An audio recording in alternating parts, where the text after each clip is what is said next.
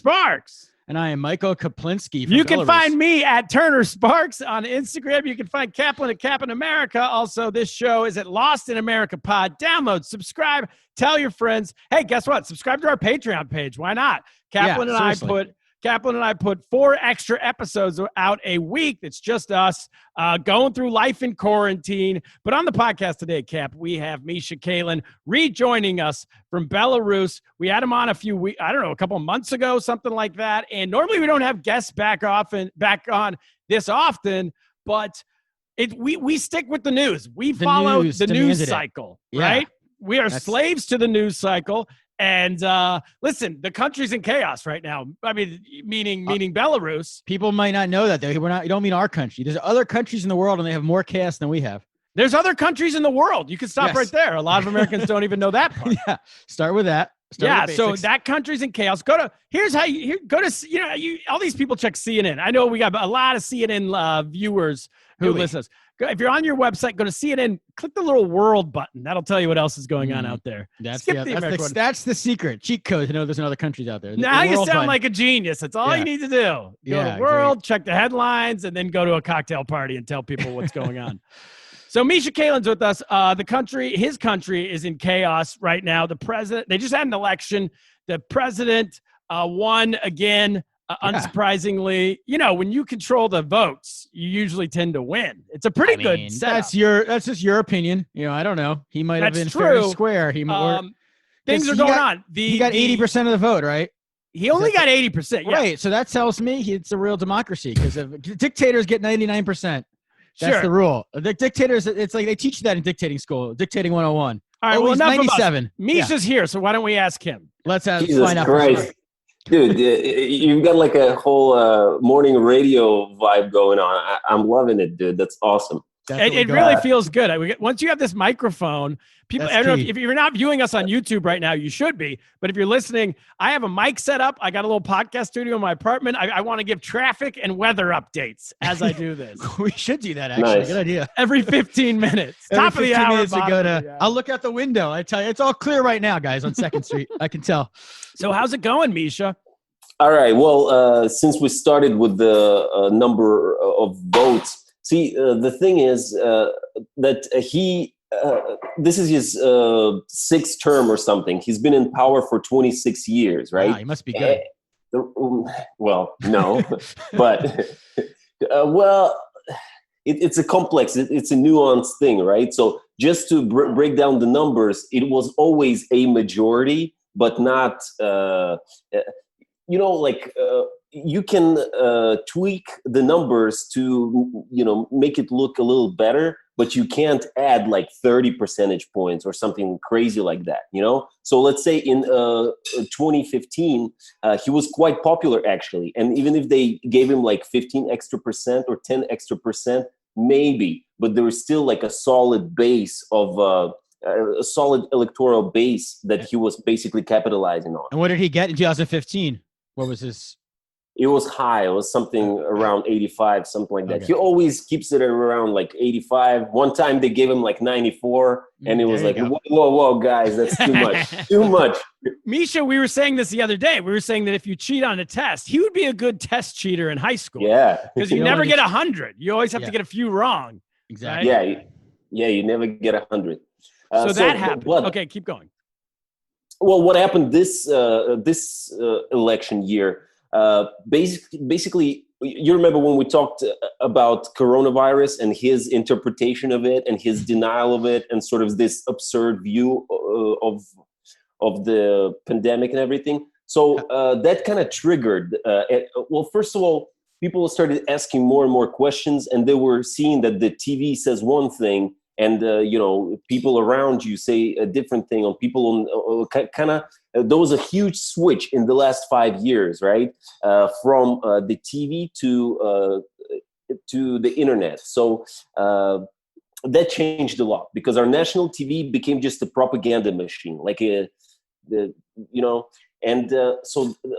was a big thing that people were kind of listening to their peers and getting independent news sources to tell them sort of how things are. And so even though 5 years ago Lukashenko kind of was still pretty popular and had a lot of support, this year you see that he's lost a lot of his support because people open their eyes, and also there's a lot of young people.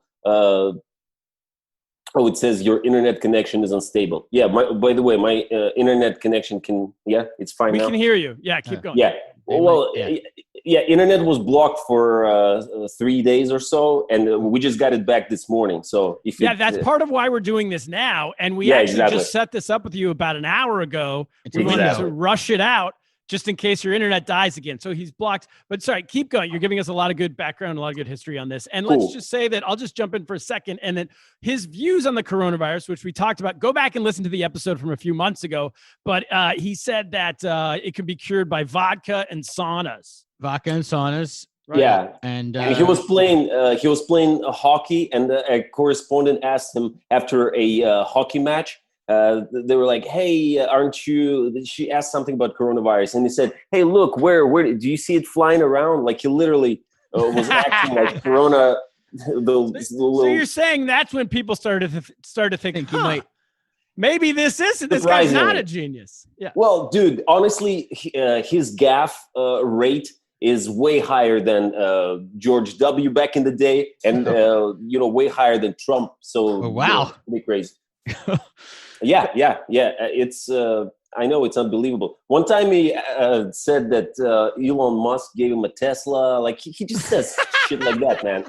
Yeah, it's crazy, man. So did he? So here's a question, because so this feels like it's a country where the votes are oftentimes rigged, but they do vote. Like, do you vote or do people vote?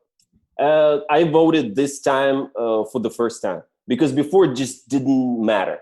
Well, first of all, I lived in China and everything, but honestly, it just did not matter. You felt for years that your vote is just disregarded, or it's all rigged basically. But this time around, basically what happened was we had actually a few decent candidates, and they were both of them. Two of the ones that had a chance of winning. They put him in prison. And so the wife of one guy basically ran instead of her husband. And that drew a lot of popular support because that one lady and two of her and two wives of other candidates, they kind of joined forces and ran like a really intelligent campaign and really, just drew people. They would just go to different towns and they would tell their story, and it was really, really compelling.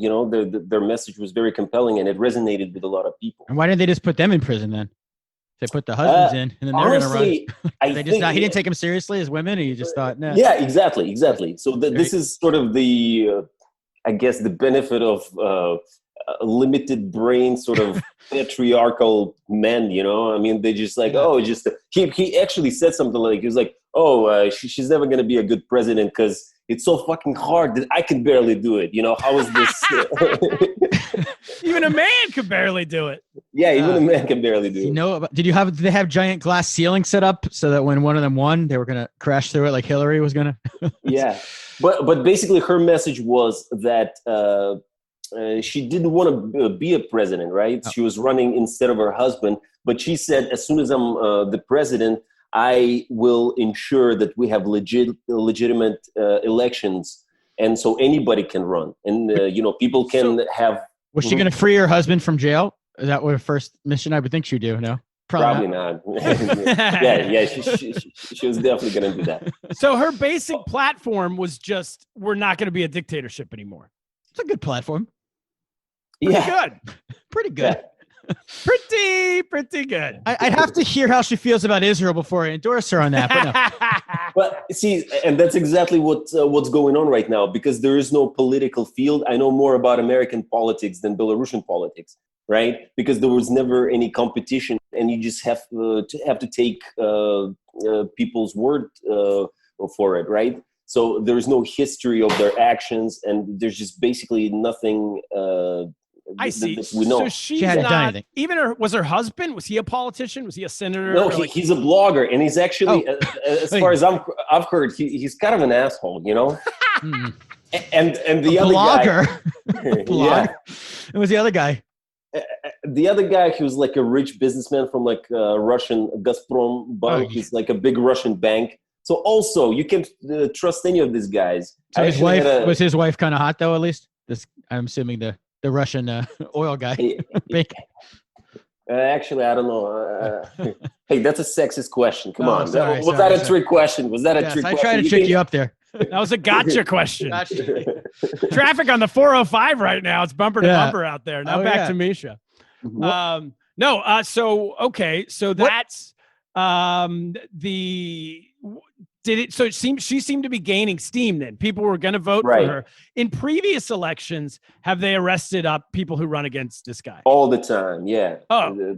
Yeah. So why run against? I mean, like, does everyone just kind of know I'm going to run against him and I'm going to get arrested? I'll be in jail. Kind of asking for it, if you ask me. Yeah, at some point, people just stop caring. Like, enough is enough, you know. And also, I mean, imagine people who were born in the year 2000. They're 20 years old, and this is the first time they can vote. And there's a lot of young people around, and they have nothing to do with that Soviet world that I'm still a part of that generation, you know.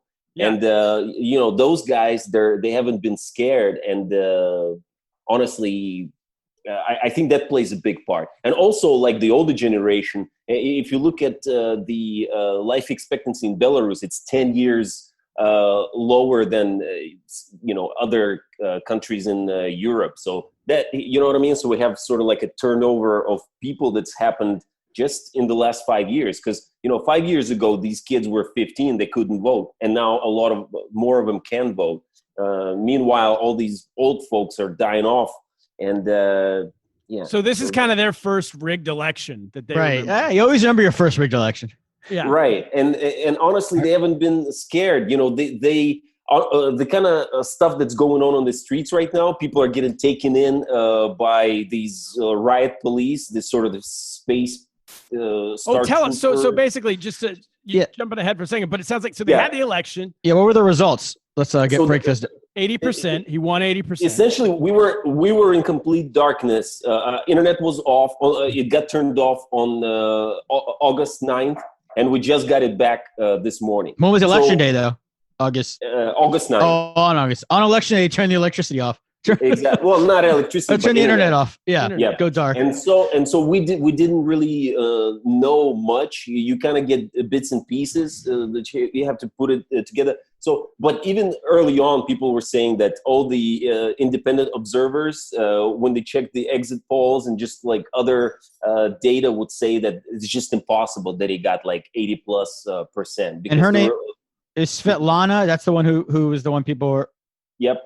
And what did they say she got? Like 15%, 10%? Like, yeah, less than 15, like 13. Okay, so the internet goes off 3 days ago, when the night of the election, and then when do you guys find out that he won? Basically on that day. He was in the newspaper, or how'd you know? But those are sort of like official announcements. There was one news portal that was still kind of working intermittently, but yeah, you couldn't get exact information. Okay, so you find out he wins, and then when did the protest? Because then what the news, the international news, is that everyone goes out into the street and protests, right? Yeah, it basically happened right on election day. See, I had to travel to my hometown to vote, and so I was coming back on August 9th that evening. And I arrived in Minsk, where I live now, basically in the evening around 11 p.m. And I was making my way home. I couldn't take the subway because like it was blocked off. So I had to walk from the train station, and the roads were blocked off. But it was safe to walk around. The following day and last night, it was unsafe to walk out onto the street. Why? Why was it unsafe? because they have different strategies. The riot police and all the forces. Let's call them forces. The forces of evil. I don't know, because it's a mix of army, like National Guard equivalent in the States, and then like KGB type guys, and then the riot police and SWAT and all those people, right? And so, if 2 days ago they were just battling, sort of using all the machinery and stuff, breaking up the barricades and everything, they would actually go head to head with the groups of protesters. And then last night they were mainly just picking off people from who were just random people. I mean, shooting them or arresting them, or when you say picking off? Just arresting them. There were some that were using rubber bullets, but I also heard they've used live ammo in some cities as well, and using like flash grenades and all that shit. I've seen flashes all over the place, tear gas. Yeah, there was a cloud of tear gas. There's a shopping mall area that's not far from me. And there was a cloud of tear gas that was coming our way and everything. Like people are, you get like irritation, even if you're really far away, like a mile away or so. And you said they're also just arresting random people walking down the street? Yeah, just breaking into cars, just stopping a car on the street, just breaking. Yeah, they're absurd videos of. Are they people who are like involved in like organizers, or they're just doing it to scare random people to scare people? I have no idea what their tactics are, because they're kind of contradictory. Because it doesn't seem like scaring people now is effective, because people are just getting more and more angry. I mean, maybe that's the idea. If you start just saying we'll arrest anyone, then then everyone will go back inside.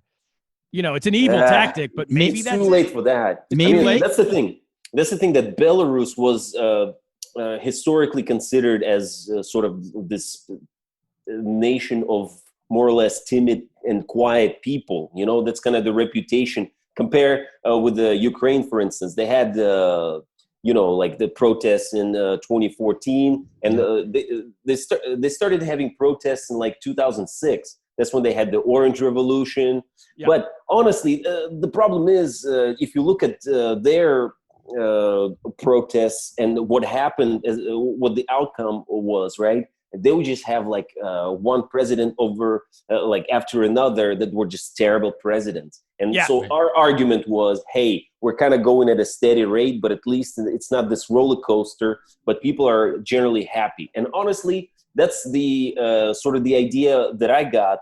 I was living in China this whole time, right? But like as an outsider, I would look at how people are living in Belarus, and the idea I got from about year 2006 to 2017 or something, that people are generally quite happy. So they like this sort of steady but mediocre, but it's okay. It's not too bad, but hey, it's right. At least we're not at war. It's predictable, right? Yeah. Predictable. Not winning titles, but you're 500 team. Right, exactly. But maybe finally people are fed up. You know? Are you sure though, the Belarus, that your president's not trying to finally force the coronavirus, get everyone inside, taking it seriously? No. I doubt it. You can make that argument. Get off the streets, people. Finally. So what happened to? Because I read that the opposition is it Svetlana. That's the name. That's her first name, but Svetlana. Okay. Name, go ahead. How do you pronounce her last name? Tikhanovskaya. Tikhanovskaya. Tikhanovskaya. She was detained for a few hours. Right. Yeah. And then, right around the election time. Is that right? Right after the election, she was detained for like 7 hours, and then she published a video where she is not making eye contact, and she was like quite charismatic and everything, but in this case she's not making eye contact, and she's completely you can tell that something had happened, like a hostage video. Pretty much, yeah. Or like they basically threatened that they're gonna like kill her. She's got 2 kids. Oh my! What did she say in the video? That she accepts the results, or is that the type of thing? Well, yeah. She said that the people have spoken. The language is kind of vague. She says like the people have spoken, and let's not escalate the violence, blah blah blah. You know, something along those lines. Yeah, and then she fled the country, right? Right. Yeah, she was forced to flee. See, the thing is, the current president, you know, Lukashenko, he's got blood on his hands from back in the 90s, where it was easier to get rid of people. And so that's his predicament right now. He can't really stay in the country. So if shit hits the fan, he basically doesn't really have a lot of options, you know. He can flee, just like Ukrainian president you know, in 2014, you know, and just kind of be in exile for the rest of his life, right? Yeah. Or he can go the Gaddafi route, you know. So he doesn't That's have not a a lot fun of, route. yeah, exactly. But he has the. I guess he sounds like he has the military or the KGB type guys that support him at this moment, because without them he can't. Right, but honestly, I don't know what they support. It's almost like they have some kind of like, or this is my theory. They can I swear or like be graphic? Yeah. Sure. Okay.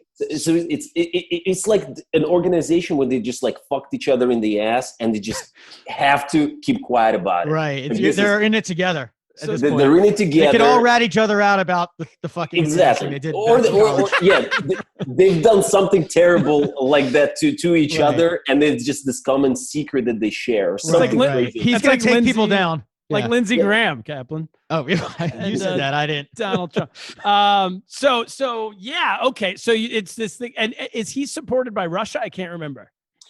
Well, we have a complicated relationship. I mean, we're very close with Russia, and Putin was basically they have a shaky relationship because the way our economy functions, we produce jack shit, you know, or the kind of shit that we produce is just it's outdated and nobody uses it, you know. Right. So all our like we make those tractors, they probably use the same technology that they did like 75 years ago. So all we have is a small IT outsourcing sector where basically we have clients from Europe and United States give us the specs, and we build software for them. And the rest of it is essentially cheap oil from Russia that we then resell to other countries. Okay. So you need the Russian oil. Yeah. So every year they negotiate oil prices with Putin, and sometimes we get a good deal, sometimes not so much. And Putin recently amended the constitution. Have you heard about that? Of Russia. I don't know. Or your Russia. country. Yeah. To get rid of term limits or let him, is that what it is? Exactly. Yeah. Because our guy did that back in 96. I mean, that's the number one thing. That's the other thing you do when you're a dictator to be. You change the constitution. Of course. So that you get, that's 101. So you can stay in office. I mean, come on. I can't believe Putin waited so long. But exactly. And that was his mistake because he should have done it a long time ago. But the first time he went out of office, he just had like a puppet in charge, that Dmitry, what was it, right? So that's the other move you can do. But you got to be Putin, have Putin's level of control. But there's a third way. A third way. If you don't want to amend the constitution, you can also have a deal with Lukashenko and have one country. So this was kind of like a Putin's plan B, to invite Belarus to be a part of the sort of like a Commonwealth so you'd vote together? nation. Get the gang back together. Yeah, get the gang back together. Put the Rus back in Belarus. Yeah. Exactly. But Lukashenko was like, hey, what am I going to be, like a mayor or some shit? Or, you know. Yeah, he doesn't. Yeah, he wants to be president. So what would that accomplish for Putin if we brought back Belarus? Then it just kind of starts over. It's like start over. He can become... basically, he can be president of a new country. Right, exactly. Yeah. Wow, I see. Steal that idea from Putin. What would it be called then? You know, Belarus, Rus, or Rus, Belarus. Right. Bella extra Rus. Rus. Yeah, it's like a state. So because basically right now he's giving you oil and then you just sell it. I don't even understand how that works, but it's not a. Essentially, or like like. Honestly, you guys are a middleman. You're a middleman. Yeah. You clean it up. That's what it is. Yeah. Yep. So if Lukashenko, if I'm pronouncing that correctly, if he does get ousted, do you see any world where he goes away, where the protesters win, or is this like a thing where the protesters have no chance? They're just waiting to get steamrolled by the military? I mean, this is where stuff gets interesting because nobody really knows. And it's one of these, if you look historically, if you look at Ceausescu in Romania and like other regimes there, and even the Soviet regime itself, you know, it's basically a few weeks ago, people are just walking and just doing all their daily sort of routine stuff, and they believe in that nothing's ever going to change. And then in a couple of weeks, boom, it's unpredictable. Yeah. And it really, the way things are going on now, I mean, it's pretty crazy. I mean, look at the videos. We haven't had that type of intensity, and how people are devoted to the cause. And listen, they're willing to go out there and like basically use all means necessary. It's kind of scary too. I mean, it's scary to go outside. People, I mean, so far, I think we have like 3 casualties, as in like dead people, you know, and lots of wounded, like tens, basically like 50 on the civilian side, and then you know, I don't know what the numbers are for cops and everything, but I mean, it's getting up there, and there's no end in sight, because people are just going to keep coming out, because he's the usurper at this point. You know, he's lost the election, and now he has to admit it. And as long as dude, and the official media just says crazy stuff. You know, his official statements are something like, "Oh, people who are going out into the streets, they're just drug users and they have criminal record." He lives in a fantasy world, you know. I think it's almost like he's never seen the internet, and people, you know, kind of give him a printout of what's going on in the world, and they go like, "Everything's great. Yeah. Honest, everything is great." But the emperor wears no clothes, as they say, right? Yeah. Yeah, exactly. Yeah. So what? But the protests are going on all over the country. It's not just all over the country. All over the country. Every single city. Yeah. And in some cities, you know, they start the protesters start talking to the cops, and the cops just lay down their arms and leave. In smaller cities. Yeah. Well, that's why I think just today I got the news that they're getting like reinforcements from Russia, and Russia does it all the time in their like regions. You know, Russia's got a bunch of regions, right? So they'll just get troops or whatever, right? Cops from other regions, so they don't feel emotionally attached. Yeah, and they just they do that here. We got a bit of that here when the National Guard flies into Portland or whatever. The feds come in and make people disappear. But so if there are towns where the police are laying down their guns, though, that's bad news for the president, because that's the people you need, right? Yeah, and we have more and more people sort of retiring or leaving the force. Because their current actions are just unjustifiable. You know, the shit that they do, man, they're use way too much brutality, just excessive force all over the place. They just arrest innocent people, and they don't ask questions as if they have like quotas or something, you know. It's completely random. There's just no logic to it. And honestly, it's like, one day they're battling the large groups. The next day they're picking off people who are walking their dog or something. You know, there's a video of a guy getting shot in the hand, right through the hand, and he's just walking his dog. It's insane, man. Whoa. And is there any chance? I mean, I think I know the answer to this, but is there any chance that police or whoever's shooting this guy walking his dog, any chance those people are going to get in trouble, or it's 0%? Right. Only when the president changes, all these people will have to go to some kind of Nuremberg trials or something. You know? Yeah. I don't think the Belarus soccer players are allowed to put like things on their jerseys protesting what's going on. I don't think that's dog walkers' lives matter. It's not happening. It's not. Yeah. So what about Michael, you? did you win any money by the way? Oh on yeah, those? I've been holding off on coming. I lost all 3 bets. I lost $180 thanks to your Belarus. Well, wait, tips. he also bet on the wrong team. I did bet on the wrong team. Yeah, I did get that wrong. So that was He picked the wrong Minsk. the wrong Apparently- Minsk. I got the wrong Minsk. I Oh, think. Yeah, the other Minsk won. So I don't know which. You got any tips coming up this week? Before are they not playing games? Are they playing? With everything going on, are they playing?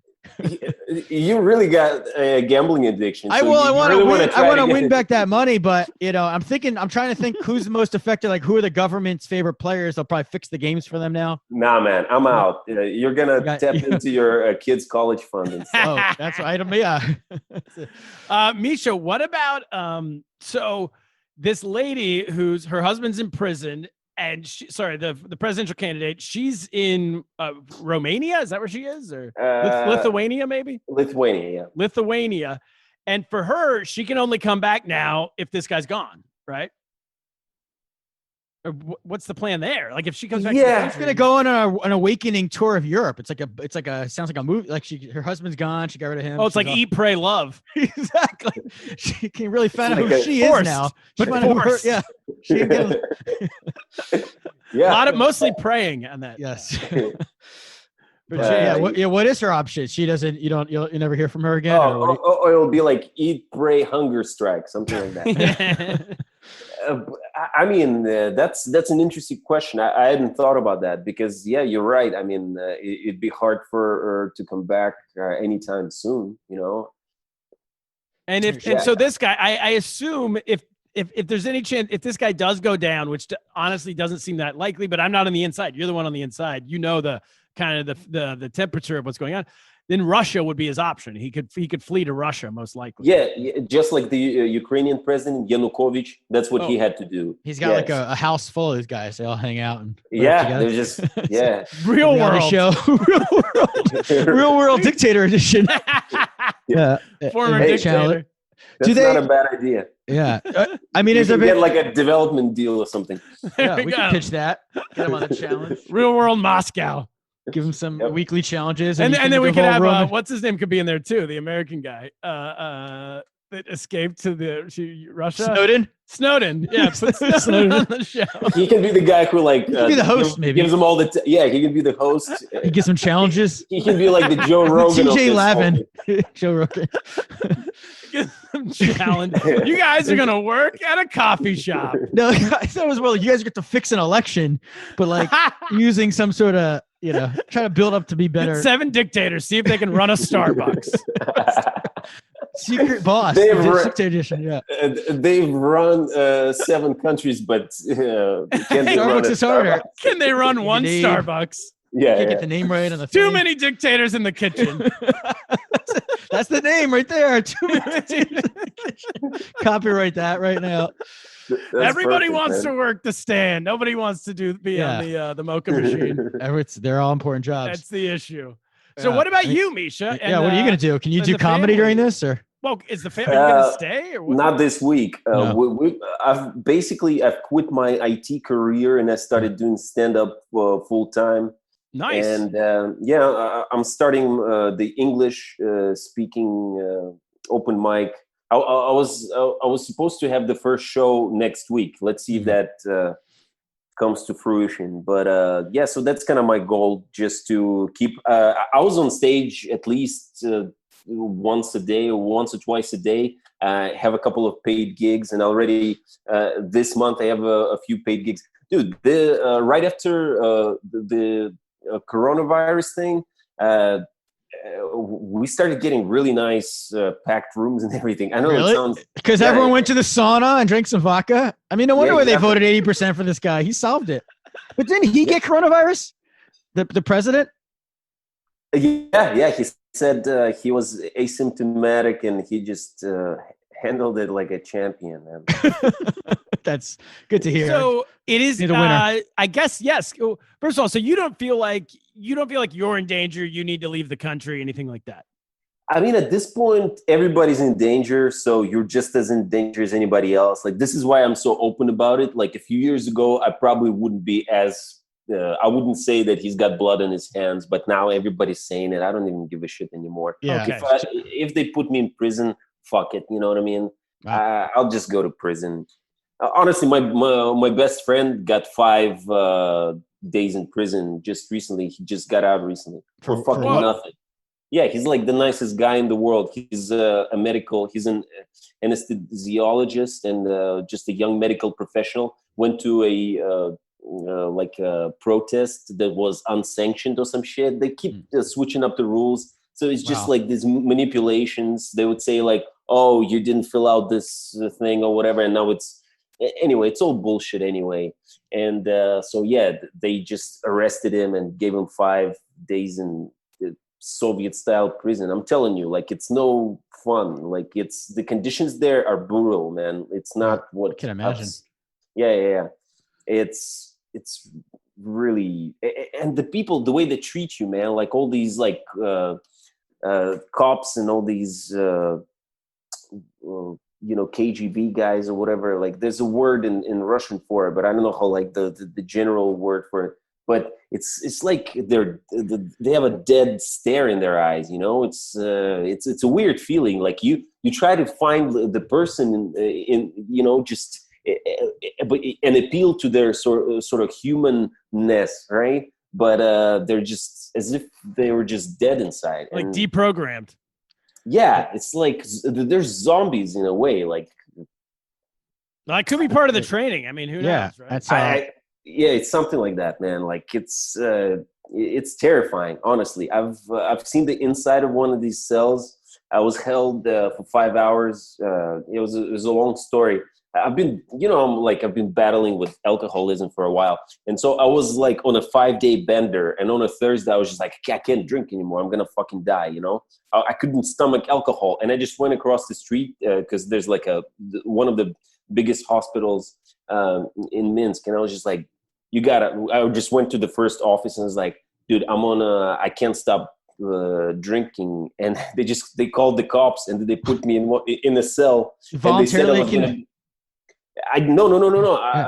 Honestly, they told me I was gonna stay there for 24 hours, which would have killed me because I had the anxiety. I thought I was gonna die, dude. But then they let me out that evening, and I just called my ex-wife, who's basically my best friend, and she called the doctor. The doctor just came and just right at home or on the couch just gave me a drip and gave me some sedatives, and I was out for 24 hours, and then I was back to normal.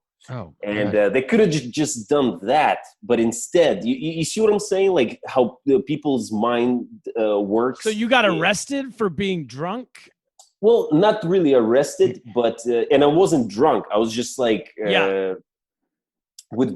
experiencing withdrawals from alcohol, right? And but they don't have the mentality of like, oh, this guy needs help, let's send him to a center or something. Oh, call that same guy who came to my house. Apparently I didn't know that. Yeah. Right. But you walked into a hospital. Right. They have doctors in the hospital. That's what I thought, and it was kind of an impulsive move on my part. But basically what I've witnessed inside those walls, I mean, you sleep on a bed that's just it's soaked in piss, as if like it smells bad, and it's like just it's the shittiest. I would imagine that's the kind of prisons they have in China or like North Korea. Like it's really fucked up. So and they would have like a whole God. They would have like a whole row of rooms vacant, and during coronavirus, and they would put every motherfucker they would bring in, they would put in my cell.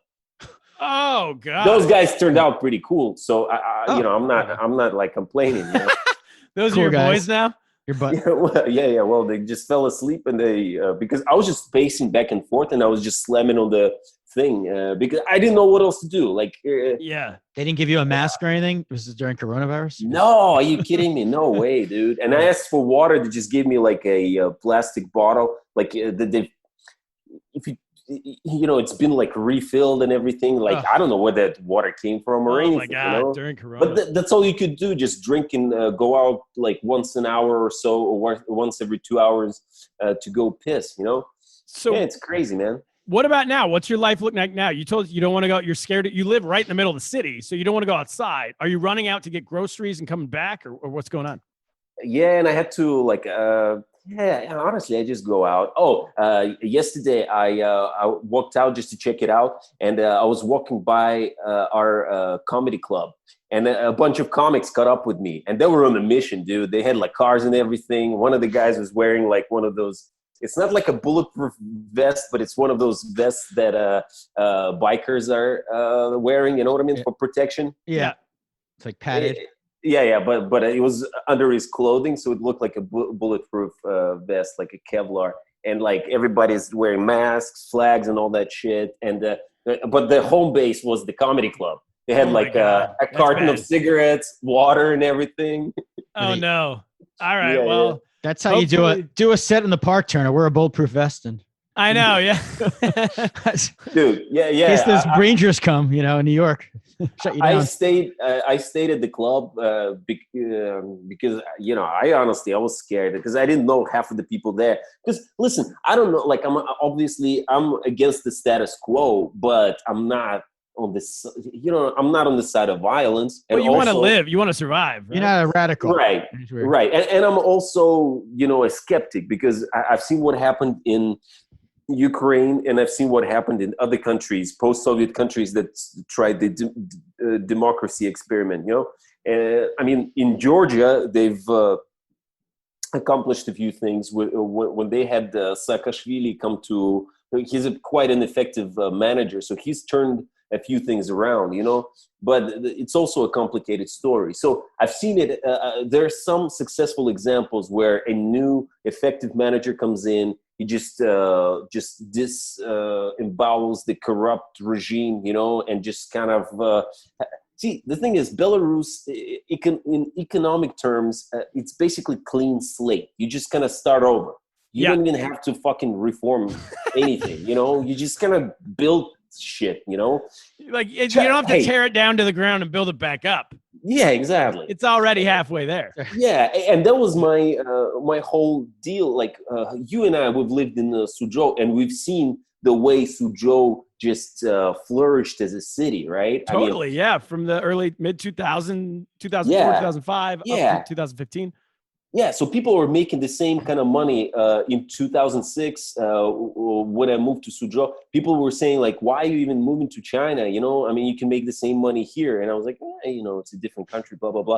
And then taxi drivers were probably making the same money as bankers in Belarus over time. Yeah, 5 years later, 7 years later. 5 years later, right? Like in 2017 or something, you have taxi drivers with 4 phones on their deck and everything. And if before they were saying, hey, how much you making? 5,000 kwai, in 2006 to 2007, then they would be saying like, how much you making? 20,000 kwai, because their standards, quadrupled easily. And you see like middle class thriving there. Subway lines, 4 subway lines in 4 years, all these giant buildings and everything, lots of job opportunities. I mean, I worked at a software company. I've seen companies pop up, projects coming in. I mean, totally.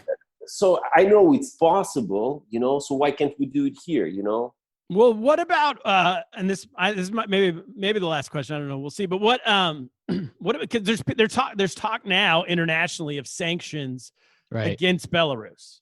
Well, not sanctions, but, I'm kind of at a loss. Why the fuck isn't Europe responding to this? And or the US? Investigate, what do they call it? Election supervisors, or they send not really. Just the response has been tepid. They should put strict conditions and say like, hey, if you don't do this, you're fucked. So it seems like, who was it? Was it the I forget what organization. I was just reading that someone's talking about putting sanctions. Cap, do you know who I'm talking about? I'm thinking no. I don't know. Oh, okay, good. Anyway, what do you think sanctions help or hurt in this situation? And I'm not sure if sanctions, but there needs to be some response so that the current people in power know that that there are going to be consequences. Right, because you guys don't. I mean, what would be the problem with sanctions? Almost is like you could sanction like a country like hurts Iran, people too, who have like a giant industry, but you don't have like a specific. You're talking about IT, you can't sanction that, and it's not like exactly, yeah. That would just oil. You're getting it from Russia, so the Russia's not going to agree to the sanctions. So I don't even know what they could do. Okay, sorry, it's the EU. The European Union is talking of sanctioning Belarus. Yeah, I mean, I don't know what specifically though. I don't even think they do though. I mean, the EU. Well, I mean, restrict. It's not like the travel isn't restricted already. You know, I mean, there's a number of things that they can do.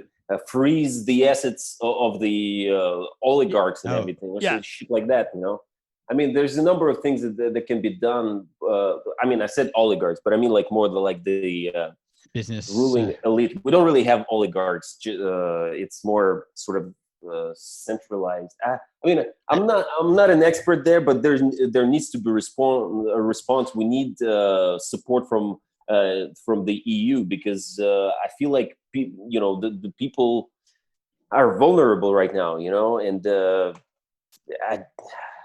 mean, honestly, I'm hopeful, but it's tough, and really it can go either way at this point, and it's kind of it's crazy times, man. It's crazy. Well, I just read, I don't think it's a good idea to go outside, because they said what I just read when I was trying to look up the EU, it said in Minsk, 5,000 people have been arrested on the streets so far in the last couple of days. Yeah, exactly. 5,000. Yep. Wow. And after 6, it gets dangerous. Like after 6 p.m., it starts to get dangerous. Really? But you guys you're not members of the European Union, though, right? It's just, you mean they would say they're outside. That's one of the huge points. We're kind of drifting. See, it's always been either the EU or Russia, right? And that's why, right? And Lukashenko has been using it as leverage from the early days, and but now, if at some point we were kind of on the way, or there was a possibility of us to become a EU member, that was a long time ago. Now, that was a while ago. Ship sailed. It could be if this could be something that. Could this be a situation where the EU backs the Svetlana, who just left, and maybe she comes back in with the whole EU military? I mean, the EU military is where you lost you there. Yeah, well, you know what I'm talking France about. Who's coming in? Yeah, you're right. All right, there's not much. Them versus Russia is not much of a fight. Well, I guess hopefully not. You don't want it to be a battleground. You should join up with England and then the anti-EU. Well, let's end with something positive. Yeah. The comedy seems to be going well. As well, yeah. I mean, it stopped this week basically, but I've been thinking about moving to Kiev. Kiev is a really fruitful grounds for comedy. There's a lot of things going on, and I've been building connections. I mean, Minsk has been amazing. Honestly, in the last couple of years, I mean, it's growing. People are starting new. I mean, there's just a nice group of comics now who are able to go out and start new mics, new shows. We're doing showcases, different cities. Dude, it's thriving. It's like, remember the golden KFK days? I'm loving the poster. In the background. Yeah. So this is kind of where we're at right now. We're in this 5 to 7 year period since it's all been incepted. That's the best, man. That's the best. Mics. Yep. Well, that's great. So and now you're doing it English. I mean, you've always been doing it in English, but you're doing it English and Russian. Yep, exactly. And that's going to allow you to travel wherever, right? Yeah, or like bring people over. I want to make, just kind of what Andy and you were doing in Suzhou and Shanghai, just kind of have this network of people coming in, do shows, and have our guys travel. There's like some of our guys have already performed in Berlin, Prague, Warsaw. So there's things are moving, man. It's clicking, man. That's awesome. And you should get to Kiev because we don't have any correspondence there, I don't think. So, check back in. You can be our Minsk and Kiev correspondent. Yeah, I'll be your Eastern Europe foreign correspondent. There we go. Misha Kalhin, thank you so much, man. Thank you, guys. Thanks for coming back on. And on an instant notice, by the way, in a 1 hour notice, we got you back on. That's this new pod. We just, something happens in the world, we go to you go to your Rolodex, Turner Sparks Rolodex. There it is. Boom, you go right away, especially while the internet works. While the internet works. Squeeze them in before they shut it back down. Exactly. Thank you so much. Stay safe. We will talk to you soon. Kaplan. Is there any way to follow him at? Sorry. How do people follow you? Just keep, add it in the. I'll send you my Instagram and my YouTube info. It'll be in the notes of this episode. In the liner notes. All right. Excellent. Awesome. In the liner notes. Misha Kalhin, thank you so much. Thank you. Good seeing you, man. Stay safe. Be safe. All right. All right. Bye-bye. Kaplan, what should we do? I was going to ask, should we get to the news or is this a show? I think we're done. That's a lot of news, I feel like. I think we just did an hour of news. I think that's the podcast. I think it's time to get lost. What do you think? Sure. If you're going to, if that's where, well, let's check the traffic one more time. Looks clear in Long Island City. The weather's good today. It's sunny out. Chance of rain this afternoon, guys. So I would advise everyone in the New York area, bring an umbrella or a raincoat to be safe. But most importantly, get lost. Get lost.